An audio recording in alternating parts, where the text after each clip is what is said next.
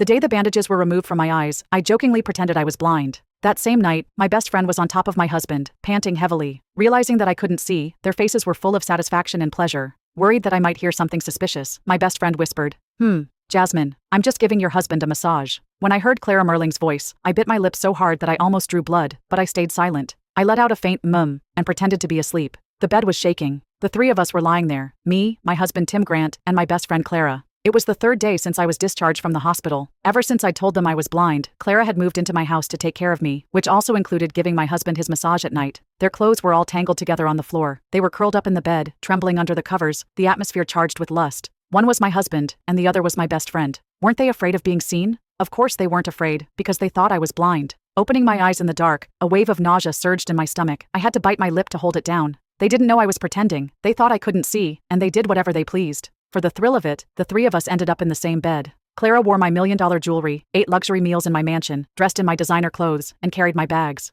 Even my son, who'd always been so stubborn with me, changed his tune. He happily jumped into her arms. In a daze, I heard my son Gordon call out for Mom, but it wasn't me he was calling. It was Clara. As I recalled all of this, a gasp suddenly came from the bed. The two of them had finished. No more, I'm exhausted. Clara shuddered, immediately crawling out from under the covers. She sweetly said, "The massage is done." With my back to them, I kept my eyes closed under the soft nightlight, silently watching their figures as they dressed. "I'll go back to bed. See you tomorrow, Jasmine," Clara said. She wore a seductive nightgown, blushing as she waved at Tim. I pretended to be asleep, waiting an hour before Tim quietly got out of bed. Once he'd left the room, I grabbed my phone and saw the message my lawyer had sent. "The divorce papers are ready." As I thought about the scenes that had unfolded these past few days while I was blind, my eyes turned cold. I scanned the room and sent another message. "By the way, don't forget the prenuptial agreement. I want Tim to leave with nothing. And that son of mine, who wanted Clara to be his new mom, well, I would let him have his wish." I couldn't wait to see Clara's hopes all shatter into nothing. The first day I got home, Clara and Tim decided to give me a little surprise. They said they were going to take good care of me, but now, one of them was wearing my dress with the other's hand under it.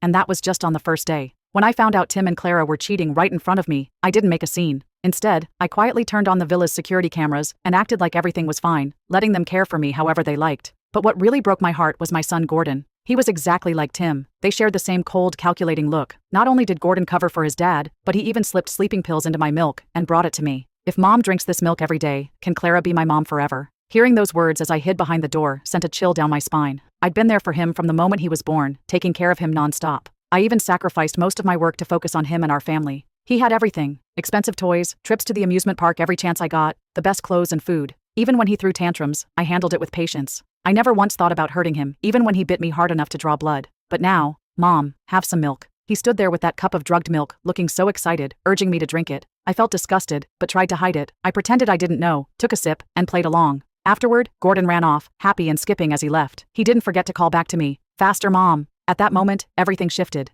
This kid, my own son, had always been cold toward me. Even after I lost my sight, he was poisoning me and even hid blades in my towels. Whenever I lectured him, Tim always said, "He's just a kid, he doesn't know any better." But is that really true? Gordon's gaze was filled with disgust. It was clear that wasn't just childish ignorance. Some kids were just bad, no matter what. I didn't want him anymore. I spit out the milk and watched him leap into Tim and Clara's arms on the security footage. The three of them being so happy made my blood run cold. Their smiles were a knife to my heart. But what cut even deeper was the stuff they said. "She's just a blind woman. Who cares when she dies? If it weren't for her money, I wouldn't have married her. From now on, we're a family. This is our home now. Even Gordon calls you Mom." The smug look on their faces stung more than I could even explain. I sent the video to my lawyer. When Clara mentioned she wanted the house, I couldn't help but laugh bitterly. She was so caught up in Tim's promises, imagining a life of luxury, completely unaware that Tim was just a house husband. This house belonged to my family. I almost wanted to see her face when she found out the truth. "Jasmine, dinner's ready." As Clara helped me to the dining table, I saw Tim and Gordon eating steak and lobster, chewing loudly with grease dripping from their mouths. In front of me were a few plates of vegetables, and Clara and Tim had a bottle of expensive red wine opened in front of them. "Oh no, I accidentally spilled the wine. There's a strong smell of alcohol." Clara waved her hand dramatically, her face plastered with fake sympathy, as she gently sat me down and served me some vegetables. "The doctor said you need a light diet, so I made all vegetarian dishes for you."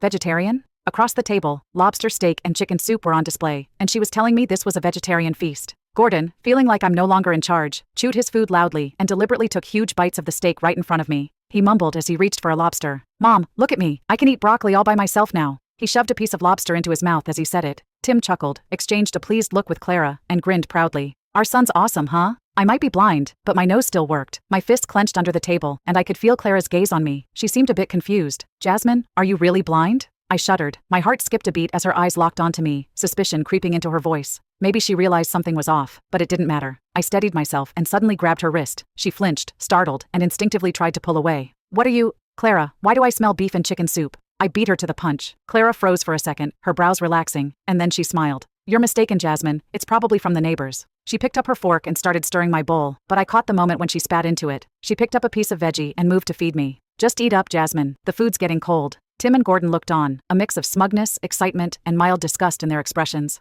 No one stepped in to stop this. I took a deep breath, turned my head, and dodged her hand. Ugh, Clara, this smells terrible. This vegetable's gone bad, right? Just throw it away. It's not worth eating. The fork clattered to the floor, and Clara clenched her jaw. Fine, she muttered through gritted teeth. As disappointment spread across the faces of Tim and Gordon, the last thread of hope I had shattered. I was indeed blind. I had actually gotten tangled up with a bastard and gave birth to a terrible child. Fortunately, I still had a way out. The dinner was awkward, the air thick with tension. The next day, after Gordon left for school, Tim and Clara made their move. Clara, doused in perfume and dressed in as little fabric as possible, linked hands with Tim, ready to head out. Oh, Gordon has some school activity, so I'm going with Tim to attend. He's just so cute, you know? I'll tell you all about it when I get back. Tim's hand rested on Clara's backside as he urged her to hurry, saying they'd be late if they didn't leave right now. Their smiles were so obnoxious that it almost hurt to look at them. Without waiting for me to say anything, they rushed out the door. Once they were gone, I stood up from the couch and stepped on the clothes Clara had left behind, my mind racing. I sent a message and waited by the door. I couldn't take it anymore. Today, I was going to kick them out of this villa for good. A few minutes later, there was a knock at the door.